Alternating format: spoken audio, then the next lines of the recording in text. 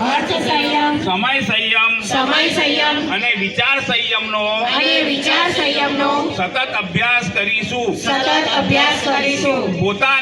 પોતાને સમાજનું એક અભિન્ન અંગ માનીશું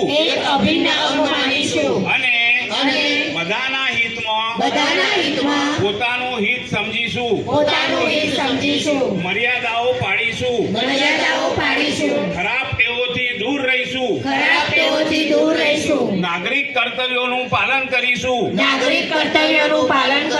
અને સમાજનિષ્ઠ બનીશું. સમજદારી, ઈમાનદારી, જવાબદારી અને બહાદુરીને જીવનનું એક અભિન્ન અંગ માનીશું. ચારે તરફ મધુરતા, સ્વચ્છતા, સાદગી અને સજ્જનતાનું વાતાવરણ બનાવીશું.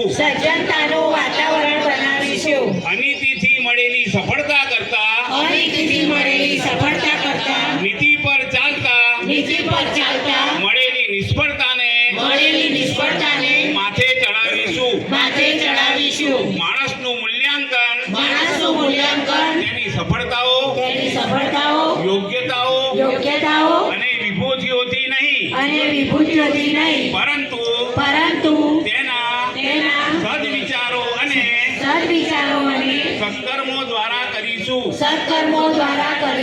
બીજાની સાથે એવો વ્યવહાર નહીં કરીએ જે આપણને પોતાને માટે પસંદ ના હોય. અમે નર અને નારી પ્રત્યે પવિત્ર દ્રષ્ટિ રાખીશું.